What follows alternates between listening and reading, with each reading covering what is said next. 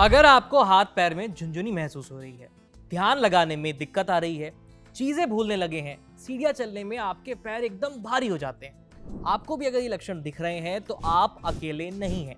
ये सारे लक्षण विटामिन B12 की कमी की तरफ इशारा करते हैं और अगर आपने आज से ही इन्हें दूर करने की शुरुआत नहीं की तो अगले 6 महीने में आपकी नसों में परमानेंट नुकसान हो सकता है।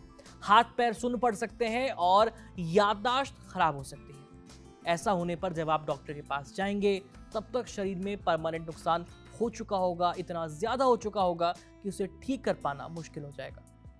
अगर रोज दूध, दही, अंडे खा रहे हैं, विटामिन B12 के सप्लीमेंट्स भी ले रहे हैं, इसके बावजूद भी शरीर में B12 की कमी क्यों हो रही है, किन लक्षणों को देख करके आप B12 की कमी का पता लगा सकते हैं और इसे कैसे ठीक कर सकते हैं, आज कड़क हेल्थ में इसी मुद्दे पर हम बात करेंगे। साथ ही डॉक्टर का बताया एक घरेलू नुस्खा भी आपके साथ शेयर करेंगे जो विटामिन B12 की कमी को दूर करने में आपकी मदद करेगा।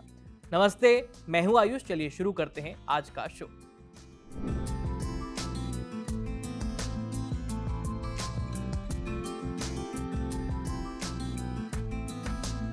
डॉक्टर सलीम जैदी के मुताबिक अगर कोई व्यक्ति B12 की गोलियां खा रहा है, इसके बाद भी उसके शरीर में विटामिन B12 की कमी हो सकती है। इसका जवाब छिपा है पेट में। दरअसल जब हम खाना या सप्लीमेंट के जरिए B12 लेते हैं तो उसे शरीर में एब्जॉर्ब होने से पहले कई चरणों से गुजरना पड़ता है। सबसे पहले पेट का एसिड खाने के B12 को खाने से अलग करता है। इसके बाद खाना छोटी आंत की तरफ पहुंचता है जहां उसमें से पोषक तत्व एब्जॉर्ब होना शुरू होते हैं। अगर पेट का एसिड पर्याप्त मात्रा में नहीं बन रहा है तो ये पूरी प्रक्रिया को प्रभावित कर सकता है। यानी B12 शरीर के अंदर जा तो रहा है लेकिन शरीर में वो एब्जॉर्ब नहीं हो रहा। 40 से ज्यादा की उम्र के लोगों में पेट में एसिड बनने की क्षमता कम हो जाती है।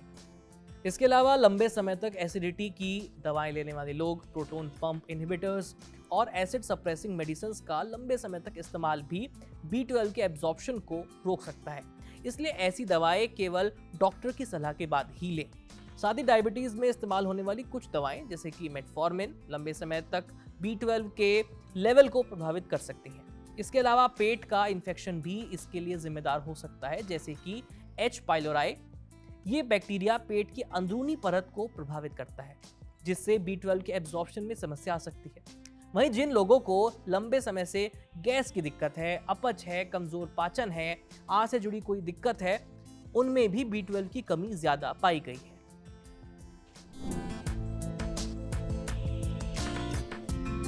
अगर आपको बार बार हाथ, पैर या फिर उंगलियों में झुनझुनी महसूस हो रही है, ऐसा लग रहा है कि उंगलियों में चींटियां चल रही हैं, तो ये केवल कमजोरी, इसको समझना, नजरअंदाज करना बेवकूफ़ी होगी।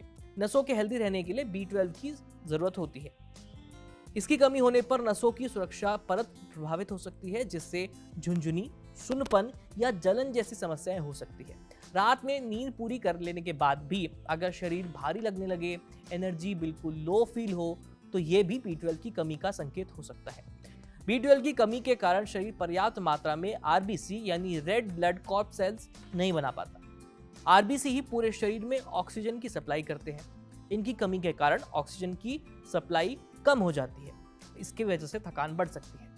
यही नहीं, आप चीजें भूल भी सकते हैं। कभी कभार ऐसा होना नॉर्मल है, लेकिन अगर ये बार बार हो रहा है तो B12 की जांच करवाना जरूरी है। इसके साथ ही फोकस करने में दिक्कत हो सकती है, काम करते समय आपका ध्यान भटक सकता है, पढ़ाई में मन नहीं लगता, दिमाग धुंधला धुंधला सा महसूस होता है। इसे अक्सर ब्रेन फॉग भी कहते हैं और कुछ मामलों में इसका संबंध B12 की कमी से हो सकता है। साथ ही लाल, सूजी हुई या चिकनी दिखने वाली जीभ और बार बार मुंह में छाले होना, ये भी B12 की कमी का संकेत है। इसके साथ ही B12 की कमी होने पर कुछ लोगों में चिड़चिड़ापन, चिंता या उदासी जैसे लक्षण भी देखे जा सकते हैं। हालांकि इन लक्षणों के पीछे कोई दूसरी वजह भी हो सकती है, इसलिए बेहतर होगा कि आप एक बार डॉक्टर की सलाह जरूर ले लें।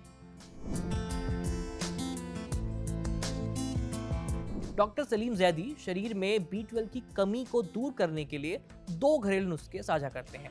इसके लिए खाने में आपको कुछ बदलाव करने होंगे। पहला नुस्खा यह है कि आप घर पर बना दूध, खजूर और बादाम का शेक पी सकते हैं। इस ड्रिंक को बनाने के लिए आपको 1 गिलास दूध चाहिए, करीब 200 ml से 250 ml, जो कि हल्का गर्म हो, 5 बादाम और 2 खजूर जिन्हें रात भर भिगोकर रखा गया हो। बादाम को छीलकर आप उसको ब्लेंडर में डाल लें और इसका अच्छा सा शेक बना लें। बस आपका B12 बूस्टर ड्रिंक तैयार है। दूध B12 का एक अच्छा नेचुरल सोर्स है।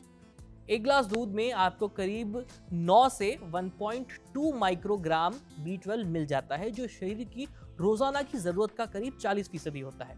खजूर में B12 तो नहीं होता, लेकिन इसमें विटामिन B6, फोलेट और नेचुरल आयरन होता है, जो कि B12 के साथ मिलकर RBC के बनने में मदद करता है। इसके साथ साथ खजूर एक प्रीबायोटिक का काम भी करता है और पेट में मौजूद अच्छे बैक्टीरिया को हेल्दी रखता है। बादाम में विटामिन E, मैग्नीशियम और विटामिन B2 होता है। विटामिन B2 और विटामिन B12 ये दोनों मिलकर नसों को ताकत देते हैं, जिससे नसों की कमजोरी, झंझनाहट, सुन्नपन इन सब में कमी आती है। इसके अलावा दूसरे नुस्खे के लिए आपको 5 चीजें चाहिए। पहला, 1 table spoon Apple cider vinegar, जिस पर रॉ, अनफिल्टर्ड और विद मदर लिखा हुआ हो। 1 ग्लास गुनगुना पानी लीजिए, 1 छोटा चम्मच शहद, आधा चम्मच नींबू का रस और 1 चुटकी सेंधा नमक। एप्पल साइडर विनेगर पेट में एसिड को नेचुरली बढ़ाता है, क्योंकि ये खुद भी एक तरह का एसिड ही है, और विटामिन B12 को एब्जॉर्ब होने में मदद करता है। नींबू विटामिन C से भरपूर है और विटामिन C आयरन और B12 दोनों के एब्जॉर्प्शन को 2 गुना तक बढ़ा देता है।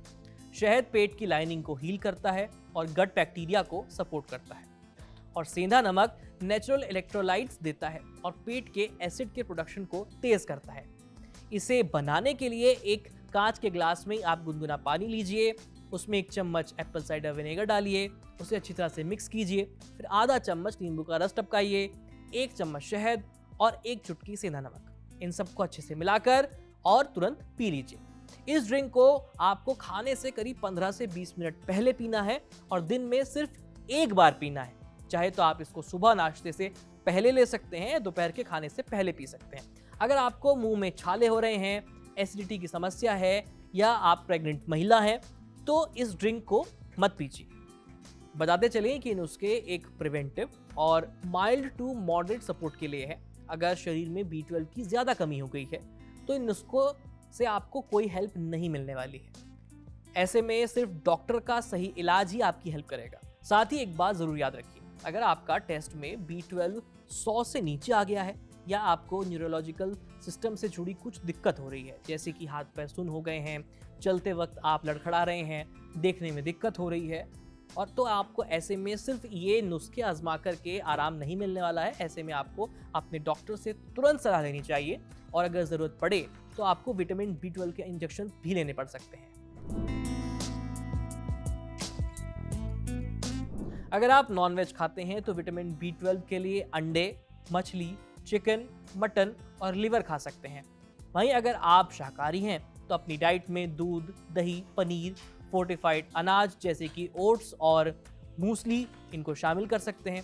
साथ ही शाकाहारी लोग डॉक्टर की सलाह पर विटामिन B12 के सप्लीमेंट्स भी अपनी डाइट में जोड़ सकते हैं। कड़क हेल्थ के इस एपिसोड में आज इतना ही। अगर आप डॉक्टर हैं, आपका डॉक्टर से कोई सवाल है तो स्क्रीन पर दिख रही इस ईमेल आईडी पर अपने सवाल और अपने सुझाव हमें भेज दीजिए।